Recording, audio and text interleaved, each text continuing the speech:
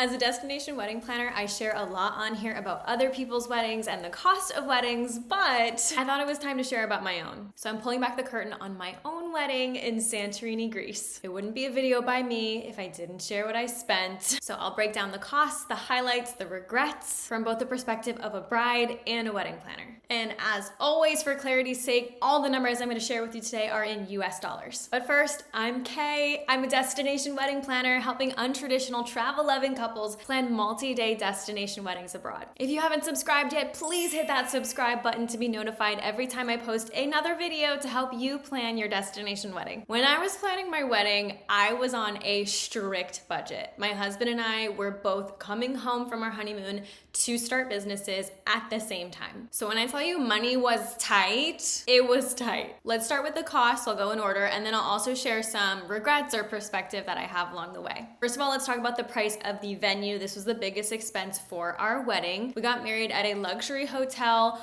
on the cliffside where the sun sets over the caldera in a Meravigli. It was an absolute dream. All I wanted for my destination wedding was to reenact that vibe from Mamma Mia, where Sophie is on the donkey riding up the hill to her wedding while Meryl Streep is singing to Pierce Brosnan and her scarf is blowing. That's what I wanted. So when I found the venue on the side of the cliff, I was like, it's done. This is it. For that venue, we had two separate spaces that we rented. We had our ceremony space that was on the lower level next to the infinity pool, and then we had the reception space on the higher level next to what they called the exclusive pool. And there were 7 hotel rooms that wrapped around that exclusive pool, so we actually were required to book those rooms as well. So we booked 7 rooms for 3 nights in addition to the 2 spaces for the wedding. The total cost for that was around $23,500. For the family members that were staying in those 7 rooms, we did have them pay for those rooms, so we got some of that money back. And this brings me to my number one regret. When we got to Santorini, we only had those rooms booked for 3 nights, and frankly, that was all that we were budgeted for. So we actually didn't fly into Santorini any earlier than 2 days before our wedding. And because of that, we missed out on a lot. Like my husband and I, we didn't really get to have the experience of actually enjoying the destination that we picked. Our guests got to go on a sunset, catamaran, and our guests got to go into Ia, but we didn't get to do those things because we landed, we had to go right away into our meeting with our photographer, my makeup trial, and then of course we did relax. We had like massages and I got my nails done, which was really nice, but the timeline was really tight. In the same vein, I regret not asking for help more proactively on some of my little to-do list items that I had for before the wedding, like steaming my robe for getting ready because it was all wrinkled from the flight, and going out to get, a couple bottles of champagne for the hotel room. I remember feeling really stressed, and my sister-in-law just stepped in and was like, give me that. I will steam that for you. You go to your massage. What do you want from the liquor store? And then I literally melted. I was so relaxed. So I wish I was more proactive in asking for that help. That's why I always recommend to my clients that they get to the destination ideally 4 days before their wedding. So there's plenty of time to unpack, get over the jet lag, experience the beauty of the location that you're there for, and then you have time to do any of those little last minute errands or meetings with your vendors, but by that time, you're just loving life. Next is the cost of the food and beverage. Let's talk specifically about the wedding dinner itself. This was a cocktail hour with a few different hors d'oeuvres. Then we had a 3 or 4 course dinner, including dessert. That was about $122 per person, which is pretty low compared to the rest of Europe. The kicker was the price for the bar. It was my husband and I's hill to die on that we wanted an open bar for our wedding, non-negotiable. Our venue just didn't really do open bars, and so we had to pay through the teeth for it. And this is something that is so common that I tell all of my clients before they have a wedding in Europe that this is a cost that's way higher than the United States. We spent $122 per person on food. We spent $150 per person on the open bar. Looking back, you couldn't convince us. We wouldn't have listened to you. You couldn't have said, hey, that's too much to pay for an open bar. You probably shouldn't do that. We were like, we need an open bar. We'll pay whatever. So it is what it is. Now, we had a brunch the next day. It was about 3 courses served at their restaurant, which was beautiful. That was about $50 a person. My one regret as far as dinner and cocktail hour goes is that we missed our entire cocktail hour to go take pictures. It was another one of those things that you could not have convinced me the other way. I didn't want to do a first look. I wanted the first time that Jake and I saw each other to be when I was walking down the aisle. And because of that, we had to put the ceremony earlier and then do photos during cocktail hour. We did really, really quick family photos, but then we actually got in our photographer's car and went to Amerivigli and took pictures, you know, with the beautiful quintessential Santorini backdrop. This was the output. I do not regret that. That was amazing. And I love that I get to have this photo forever. But we did get to miss the, time to be with our family and friends during golden hour at our venue. And we made a really great playlist of all of our favorite American songs. And we got the tail end of it when we came back from our photos. And even just hearing a couple of country songs in the middle of Santorini over the loudspeakers was just so cool, because it was like, this is our wedding. Oh my God. And we're thousands of miles away. So it would have been nice to be there for more of that time. Ever since then, I tell all my couples that they need to have a first look because it is so necessary for the timeline. So I am the biggest hypocrite here. But if I were to go back, I really don't think you could have convinced me the other way. I wanted to see him for the first time walking down the aisle. So it was special. Now, the night before, we had a rehearsal dinner with about 20 people, and that was on the other side of the island on the black sand beaches. So it was a really different environment, kind of to juxtapose that sunset cliff face side that was happening the next day. That restaurant,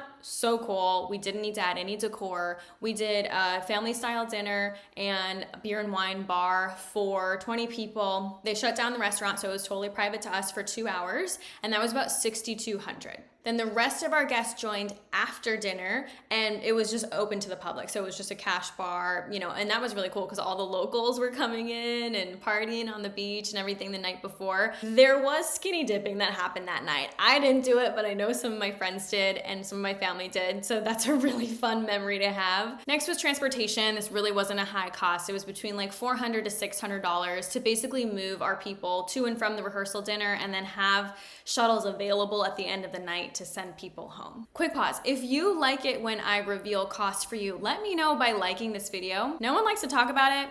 I love to talk about it. So if you're into it, hit that like button below to let me know and I will do more of this. And then we had a random little expense for plate smashing. And I'll put a picture here of the plate smashing from our reception. It was the best money we spent on our wedding. It was $100 just to add this element, which was so cool and immersive and Greek and amazing. Oh my God, we laughed so much. We had so much fun. Next was makeup. So I paid for myself and I paid for my bridesmaids as their gift to cover the cost of their hair and makeup. We also had 2 moms and grandma get hair and makeup done as well. So the cost for makeup, including gratuity and my trial, was $945, and the cost for hair was $750. The next thing were the flowers. I didn't do a lot with flowers. I really wanted the venue to speak for itself, which is kind of what we do now when we plan weddings. For the ceremony, I just wanted 2 trees to flank us, olive trees, because that's local to Greece. I was so impressed with these trees. I was expecting them to be 3 feet from the ground. They brought trees that were 6-7 feet. And when I see them in the photos, I'll put a picture here. I love them. Did these trees to keep it really simple, streamlined, and really, blend color-wise well into the background, and it was amazing. In addition to that, I added bouquets and boutonnieres for the wedding party, and then we did candles and flowers for the reception tables. That was all around $4,300. Now for rentals, I didn't spend any money on rental upgrades. The chairs, the linens, the tabletop items was all the free stuff that came with the venue. Now, I really wanted to upgrade the chairs. I really, really did. But it was gonna be $2,000 maybe, and when we were thinking about our finances, coming home and starting businesses, that $2,000 was covering rent for another month. It gave us another month's chance to make sure that our businesses were successful. And that's kind of the extreme way that we were thinking about spending money. And so literally every dollar counted as we were making these decisions for our wedding. And so sadly, the chairs had to go. So these are the chairs that we ended up with. I absolutely hate them. But I have to remember that it's okay. It's part of the story. It's part of our story and the situation that we were in when we were getting married. Anyway, I will say we've been back to Greece with our clients. We have upgraded the chairs every time, and a little piece of my soul got knitted back together seeing that come together. And I've already resolved and prepared my husband when we have our 10-year vow renewal abroad, we will be upgrading the damn chairs. Next is photography. I loved our photographer because the caliber of skill that he shot with was so good. And the number of years of experience that he had and the places he'd been published like Vogue. If I got the same photographer in the United States, I know for a fact they would have been over $8,000. I only paid $3,100. One regret from my husband that he asked me to insert here, he wished we spent less time taking photos, which kind of goes back to the regret that I mentioned about missing cocktail hour. We probably could have cut down on photos, but again, can't complain. Videography, we decided not to have a videographer, so we spent $0 on that. Do I regret that? Not really. I think because our photos are so beautiful, I'm happy with that. Every anniversary, we go back and we look through our photos, and I even find new ones that I haven't seen before. Do I think I would watch a video every anniversary? Maybe not, but some couples feel totally different about that, so you just gotta do what you think that you're gonna want. Now let's talk about the DJ. There was a DJ that came with the venue. It was like only an additional $500 or $600, but you didn't get to know who that DJ was, and to me, if you ask me, the number one most important thing to me on my wedding day was dancing my face off outside under twinkle lights. That's all I wanted.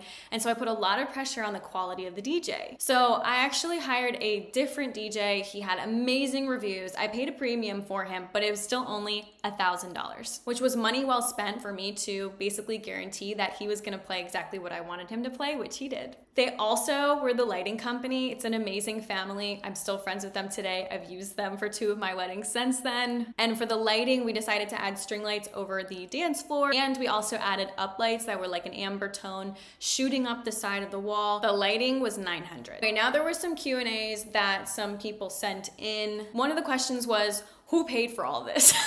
So we were really lucky that we got monetary gifts from both my side and his side, and then we also contributed a big portion of our own money as well. Again, this is why we were like so tight on our purse strings, because any extra that we added outside of what we were gifted was coming out of our safety net for when we came home and started our businesses. Another question was, when did we start saving and how much did we save ahead of time? We were in a really great situation. We were lucky that we were both in very great jobs, and we were able to save a ton of money before we were actually engaged. And so we kind of had that money already set aside for something in the future. I'm sure we thought it would be a house before we got married, but we actually just moved that money before we even started planning into an account and said, we cannot touch this. And as we started booking things, either we would pay for the deposit or my parents would pay a deposit, but whenever we made a payment, we kind of just moved money from that account. So we were keeping track of how much we were spending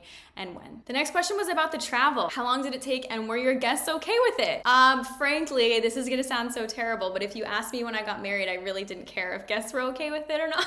I know this sounds so bad. It's just the truth. I literally wasn't thinking about it. I knew that it was a big financial commitment. I didn't want to put the pressure on anybody, but I also knew that I wanted this experience for myself. So I put absolutely zero expectation on anyone to come. And we sat all our friends down 2 years ahead of time and said, hey, we are going to get married in Santorini. This is how much we think it's gonna be. You guys have 2 years to save. If you can't be there, that is okay. We don't wanna put any pressure on you, but if you wanna be there, hopefully this is enough time for you to save. And that's all you can do, really, because Santorini is an expensive destination. But at a certain point, we had to accept our guests are adults and this is their money and we can't tell them how to spend their money. Now, it was a long flight. Most of our guests were flying out of Boston. So they flew Boston to Athens and then Athens to Santorini, or they could take the ferry from Athens to Santorini. All in all, I would say it was definitely a full day of travel because of that. And I know a lot of people did have a layover in Munich. Someone went through a security gate the wrong way, the entire airport shut down, and my mother-in-law lost her bag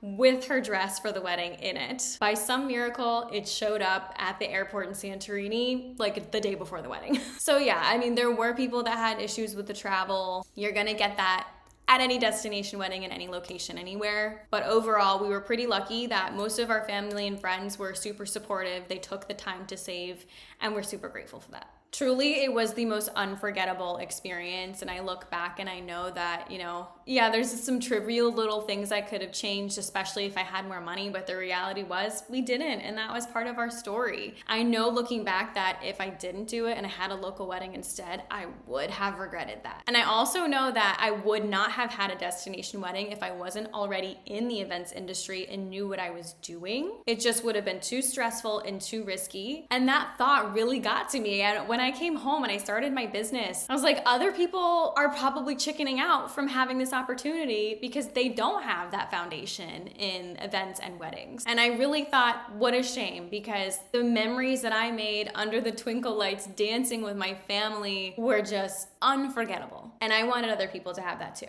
And that's why I do what I do. I'm really passionate about making destination wedding planning more accessible and just easier to plan in general. So to help you, I created a free guide to help you estimate the cost of your destination wedding. I will link that below. Be sure to subscribe to get more help from me planning your destination wedding, and watch this video up next for even more.